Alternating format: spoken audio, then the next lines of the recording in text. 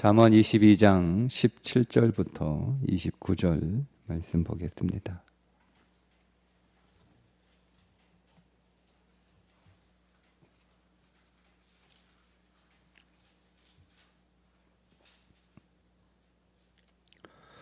너는 귀를 기울여 지혜 있는 자의 말씀을 들으며 내 지식에 마음을 둘지어다. 이것을 네 속에 보존하며 네 입술 위에 함께 있게 함이 아름다우니라. 내가 네게 여호와를 의뢰하게 하려 하여 이것을 오늘 특별히 네게 알게 하였노니 내가 모략과 지식의 아름다운 것을 너를 위해 기록하여 네가 진리의 확실한 말씀을 깨닫게 하며 또 너를 보내는 자에게 진리의 말씀으로 회답하게 하려 함이 아니냐. 약한 자를 그가 약하다고 탈취하지 말며 곤고한 자를 성문에서 압제하지 말라. 대저 여호와께서 신원하여 주시고 또 그를 노략하는 자의 생명을 빼앗으시리라. 노를 품는 자와 사귀지 말며 울분한 자와 동행하지 말지니 그의 행위를 본받아 내 영혼을 올무에 빠뜨릴까 두려움이니라. 너는 사람과 더불어 손을 잡지 말며 남의 빚에 보증을 서지 말라. 만일 갚을 것이 네게 없으면 내 놓은 침상도 빼앗길 것이라. 네가 어찌 그리하겠느냐. 네 선조가 세운 예치기의 석을 옮기지 말지니라. 네가 자기 일에 능숙한 사람을 보았느냐. 이러한 사람은 왕 앞에 설 것이요 천한 자 앞에 서지 아니하리라. 아멘. 22장 17절부터 24장까지는 현자들의 교훈입니다. 솔로몬의 교훈 사이에 현자들의 교훈이 삽입처럼 들어있다고 할 수가 있습니다. 현자들의 교훈은 총 30개의 교훈과 6개의 추가 교훈으로 이루어져 있습니다. 오늘 우리는 그 가운데 5가지 교훈을 보려고 합니다. 먼저 이 교훈을 태하는 자세가 17절부터 18절까지의 내용입니다. 이렇게 말씀하고 있어요. 너는 귀를 기울여 지혜 있는 자의 말씀을 들으며 내 지식에 마음을 둘지어다. 이것을 네 속에 보존하며 네 입술 위에 함께 있게 함이 아름다우니라. 자, 우리가 하나님의 말씀을 대하는 태도가 4가지 신체 기관을 동원을 하죠. 귀를 기울이며 마음에 둘지어다. 내 속에 보존하며 내 입술 위에 함께 있게 함이 아름다우니라. 귀, 마음, 속이라고 하는 것은 배 혹은 자궁이라는 뜻이거든요. 그리고 입술, 이렇게 4가지죠. 자, 우리가 여러분 하나님의 말씀을 대하는 태도를 4가지, 이 4가지의 과정을 거쳐서 말씀이 입술로 나와야 되는 거예요. 자, 귀로 듣고 마음에 두고 속에 보존하고 그 다음에 입술 위에 두는 거죠. 그러니까 여러분 보통 이 4개의 과정을 거치지 않죠? 우리는 귀로 듣고 바로 입으로 말합니다. 그래서 말씀에 능력이 없는 거예요. 귀로 듣고 바로 입으로 말하는 게 아니고 귀로 듣고 그것을 마음에 두고 그것을 배, 자궁이라고 그랬으니까 10개월 동안 이렇게 두고 그것을 잘 뭐라고 해야 되나요? 여인이 임신을 했을 때 10개월 동안 태중에 그 아이가 자라는 것처럼 말씀도 우리 안에서 그렇게 자라는 과정이 필요합니다. 물론 우리가 이것이 우리의 입술로 나와서 또 그 말씀이 자라는 과정도 또 긴 세월이 있지만 그러나 우리가 말씀을 듣고 그것을 지식으로 받아서 그냥 바로 입으로 나오면 그 말씀이 숙성되지 않는, 뭐 읽지 않은, 일단은 뭐 잘하는 건 둘째치고 읽지 않는 말씀이 되는 거예요. 그러니까 그 말씀은 사실 내가 믿는 말씀도 아니고 내가 그 말씀을 살아본 말씀도 아니고 그 말씀을 경험해 보지도 않는 말씀이에요. 그러니까 지식으로 얘기하는 거죠. 근데 여러분 현자들의 지혜라고 하는 것은 보세요. 내가 귀로 듣고 그것을 마음에 담고 있다는 것은 그것을 내가 마음으로 사모하고 마음으로 신뢰하고 마음으로 믿고 이런 뜻이거든요. 근데 이거를 그런 정도가 아니고 자궁에 넣어서 10개월 동안 이 말씀을 계속 묵상하면서 이 말씀이 내 것이 돼야 되는 거예요. 네, 우리가 바로 임신하자마자 바로 다음 날 태어날 수 있잖아요. 근데 그거하고 10개월 동안 아이가 태중에서 자라서 태어나는 거하고 이게 내 아이, 내 자식이라는 게 느낌이 다를 것 같아요.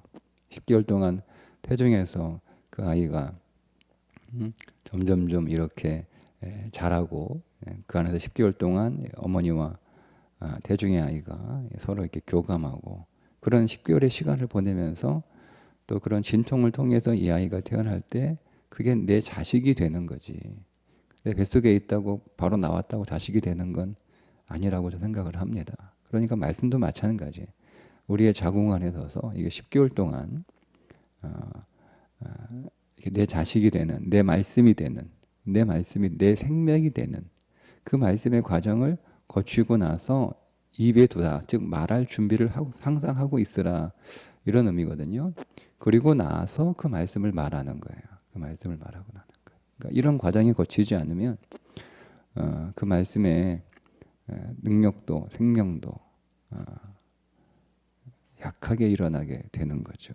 그래서 우리가 말씀을 대할 때 말씀을 그냥 귀로 듣고 내가 아는 말씀이니까 바로 그냥 이렇게 말하는 건 그냥 지식을 말하는 거예요. 그러니까 이런 성도들이 많아요. 이런 신앙생활 하는 성도들이 많단 말이에요. 대부분. 그러니까 이 마음과 자궁의 안에서 그 말씀과 내 말씀이 되는 그게 레마의 과정이잖아요. 그 레마의 과정을 거치지 않고 말씀을 살아가는 성도들이 많지 않습니다. 그러니까 신앙이 약한 거고 신학이 약하니까 교회가 약한 거고 교회가 약하니까 세상에도 조롱받는 거예요. 그러니까 우리 안에 이런 말씀을 대하는 성경이 정한 이게 원칙이잖아요. 말씀은 우리 안에서 이런 네 개의 기관을 통하여 그 말씀이 내 안에서 나의 말씀으로 다루어져야 된다는 거죠. 그러니까 교훈을 들으면 그냥 그거 교훈 듣고 귀로만 듣고 내가 다 알아 하고 그렇게 말로 어디 가서 떠드는 그런 것으로는 이 지혜의 말씀이 우리 안에서 지혜로 역사하지 못한다는 것을 먼저 얘기하는 거예요. 이건 이렇게 사실 이 현자들의 이 지혜라고 하는 것은요, 이 부분은 성경에만 기록되어 있는 말씀은 아니에요. 애굽의 문서에도 비슷한 형식과 비슷한 내용의 현자들의 지혜가 있습니다. 그거 갖다가 베낀 거냐 뭐 이런 논란도 있어요. 네, 물론 이 시기가 다르기 때문에 이게 솔로몬의 잠언이잖아요. 그다음에 애굽에 있는 현자들의 잠언은 BC 7세기 정도, 그러니까 한 뭐 몇백 년 차이가 나는 그러니까 구전으로 이게 쭉 내려와서 그거를 다 지식으로 기억하여 구전으로 내려오니까 그걸 이제 담아서 종이에 적어 놓는 거잖아요. 기록해 놓는 거잖아요. 자, 그러니까 우리만 있는 게 아니에요. 뭐, 내용들 읽어보시면 뭐 다른 세상의 교훈과 뭐 교훈도 이런 내용들을 우리가 발견할 수 있죠. 그러니까 이걸 지식으로 배우는 게 아니고 그러면 우리가 이것을 대하는 태도는 이것을 단순히 그냥 우리의 머리로 듣고 기억하는 이해하는 수준이 아니고 이것이 내 자궁에 들어와서 그것을 내가 10개월 동안 양육하는 그런 과정을 거치는 것처럼 그렇게 말씀과 함께 씨름하고 그 말씀을 묵상하고 또 그 말씀을 내 말씀이 될 수 있도록 또 기도하고 또 그 말씀을 또 체험하는 그런 과정들이 있어야 된다. 그게 그래야 지혜가 된다는 거예요. 지식이 아니고 잠언은 지식이 아니잖아요. 잠언은 지혜입니다.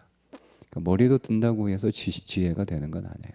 이런 네 가지 과정을 통해서 지식이 지혜가 되는 거다라고 먼저 이야기를 하는 거예요.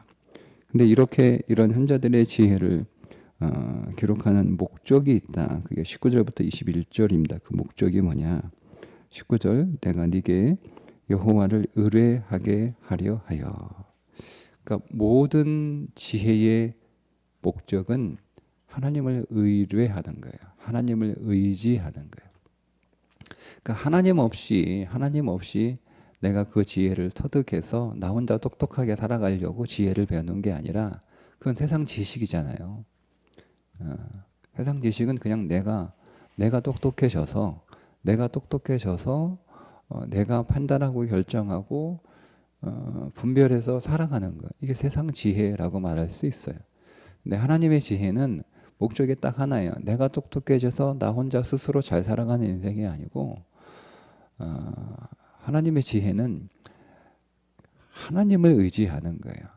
더 하나님께 붙들리고 더 하나님을 의지하고 더 하나님을 바라보고 더 하나님을 사모하고 더 하나님을 따라가는 이것이 하나님의 지혜의 목적이에요. 그러니까 여러분 우리가 신앙생활이 하나님 없이 하나님이 어떤 우리들에게 탁월한 능력을 줘서 우리의 능력이 탁월해져서 우리가 우리 스스로 인생을 잘 살아가는 것이 신앙의 목적이 아니고요. 그건 종교의 목적이고 신앙의 목적은 우리는 더 하나님 앞에 우리의 연약함을 발견하는 거죠. 깨닫는 것이고 우리의 연약함과 무능력을 인정하는 것이고 그래서 난 하나님 없이 살 수 없다라고 하는 것을 깨달아 하나님을 온전하게 의지하는 마치 갓난아이처럼 하나님의 품이 아니면 생존할 수 없는 존재라고 깨달아 그 하나님을 그렇게 의지하는 삶을 살아가는 것이 성경의 하나님의 지혜의 목적이라는 거예요. 그것이 하나님에 대한 응답이라고 말씀하고 있습니다. 21절에 네가 진리의 확실한 말씀을 깨닫게 하며 자, 또 너를 보내는 자에게 진리의 말씀으로 회답하게 하려 함이 아니냐. 그러니까 여러분 하나님에 대한 반응, 우리 하나님에 대한 모든 믿음의 반응은 뭐예요? 하나님을 의지하는 거예요. 그게 우리의 모든 믿음의 반응의 최종 결론입니다.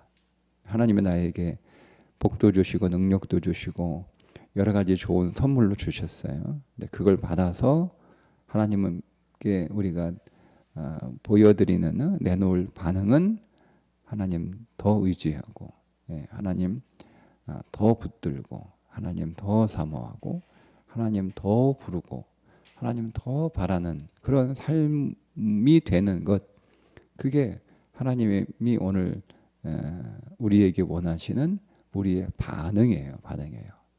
그러니까 하나님이 나에게 이렇게 좋은 것들을 많이 주셨는데 이제 하나님 귀찮게 않고 내가 내 스스로 한번 잘해보겠습니다 라고 하는 것은 하나님이 우리에게 기대하시는 반응과는 정반대의 반응이 되는 거죠.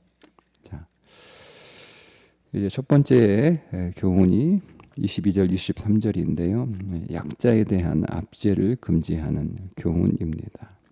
약한 자를 그가 약하다고 탈취하지 말며 권고한 자를 성문에서 압제하지 말라. 대저 여호와께서 신원하여 주시고 또 그를 노력하는 자의 생명을 빼앗으시리라 하는 거죠. 그러니까 이 말씀은 하나님은 약자와 당신을 동일시한다는 거예요. 하나님은 늘 약자를 볼 때마다 그 약한 자를 하나님과 하나님 자신과 동일하게 보시는 거죠. 그래서 오늘 말씀은 우리가 약자를 탈취하고 그를 압제하면 하나님을 탈취하고 하나님을 압제하는 것과 같다는 거예요. 그래서 하나님이 23절에 가만두지 않겠다 이런 말씀이시잖아요. 여러분 예수님께서 배고플 때 목마를 때 갇혀 있을 때 너희들이 나를 도와줬다 이렇게 말씀을 하셨잖아요. 근데 그 사람들이 예수님께 한 건 아니잖아요. 갇혀 있는 사람, 목마른 사람, 배고픈 사람에게 그들이 도움을 준 거잖아요. 근데 예수님은 그것을 당신에게 하신 것이다라고 받으시잖아요. 동일한 거잖아요. 예, 주님은 약자들과 당신을 동일시한다라는 거예요. 여보 이거 굉장히 그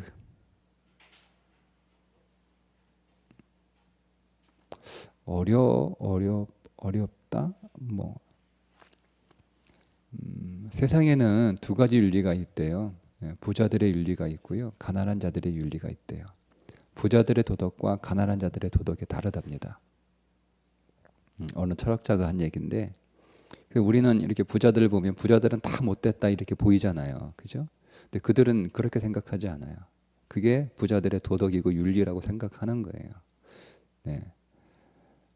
이게 세상의 윤리라는 거죠. 그 사람들이 우리보다 가난한 자들보다 악해서 그래서 그런 게 아니고, 근데 성경은요, 성경은 가난한 자들의 초점을 둔 윤리와 도덕을 얘기하고 있어요. 만약 윤리와 도덕을 얘기하고 있다면 성경은, 그래서 우리는 항상 하나님 앞에서 어떤 자로 살아가야 되라고 계속 말씀하시죠. 가난한 자로 살라고 말씀하시는 거예요. 성경 전체에 흐르고 있는 맥락이에요. 우리는 철저하게 가난한 자로 하나님 앞에서 살아가야 되는데 세상에서도 가난한 자로 살아가는 거예요. 그게 실제적으로 가난하고 뭐 없는 그런 삶이기도 하지만 그걸 넘어서서 만약에 세상에 부자들의 도덕과 가난한 자들의 도덕이 있다면 우리들은 그리스도인들은 가난한 자들의 도덕으로 살아가라는 거예요. 가난한 자들의 도덕으로. 가난한 자들은 베푸는 게 미덕이고요, 부자들은 빼앗는 게 미덕이에요. 그게 도덕이 다른 거래요. 도덕이 다른 거래요.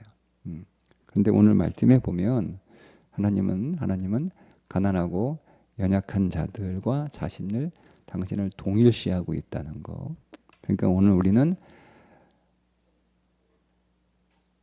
마치 우리 곁에 있는 가난한 자들이, 연약한 자들이, 힘없는 자들이 하나님인 것처럼 그들을 그렇게 대하는 삶을 살아가는 것이 지혜라는 거죠.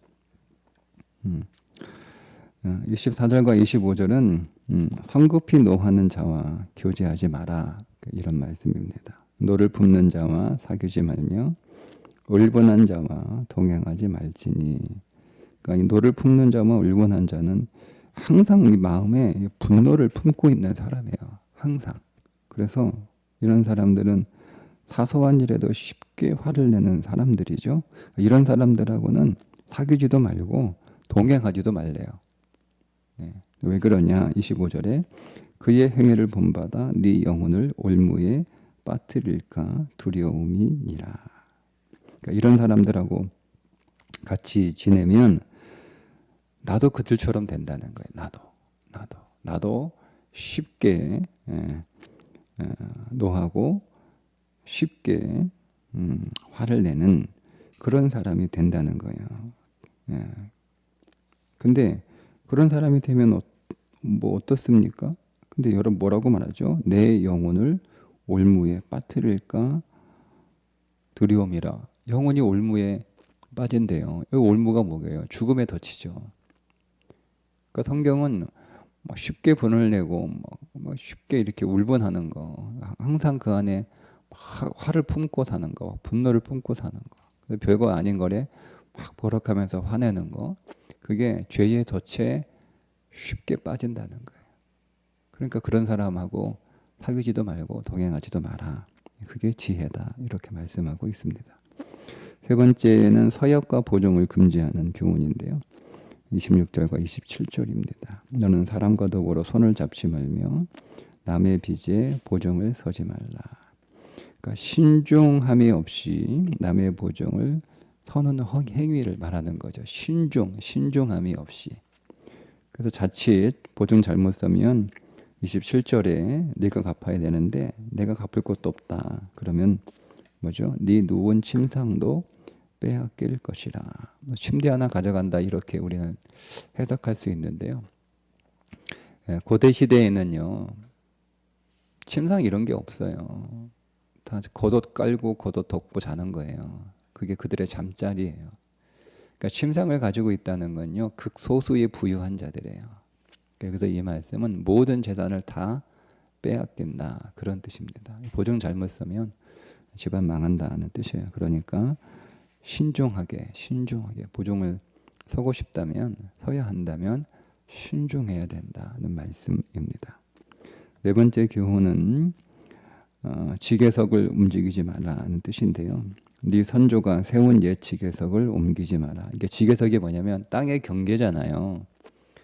우리가 측량하면 이 빨간색 말뚝을 지적공사에서 와서 이렇게 봐가지고 뭐 그게 아니면 붉은색 페인트로 표시를 해주더라고요. 이제 그게 지계석인 거죠. 그걸 옮기지 말라는 거. 왜 그러냐면 하나님께서 이스라엘 백성들에게 가나안 땅을 각 지파마다 분배를 해주시잖아요.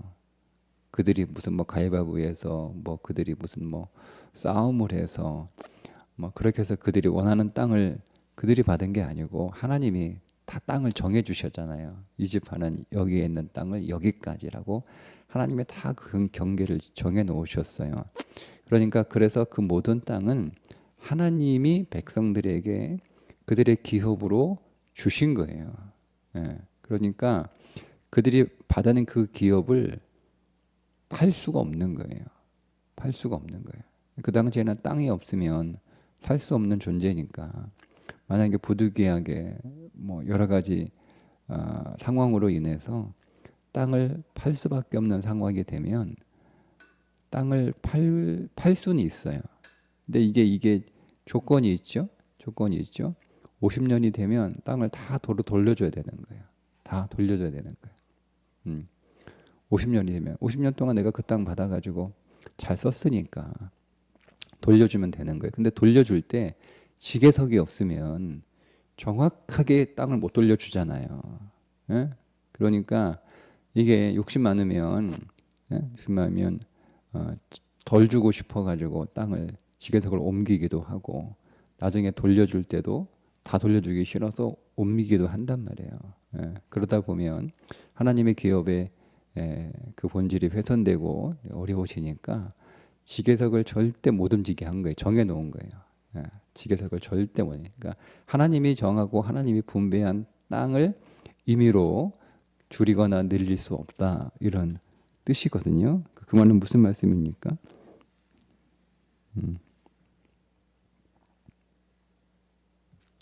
하나님께서 오늘 우리에게 주신 것들이 있어요.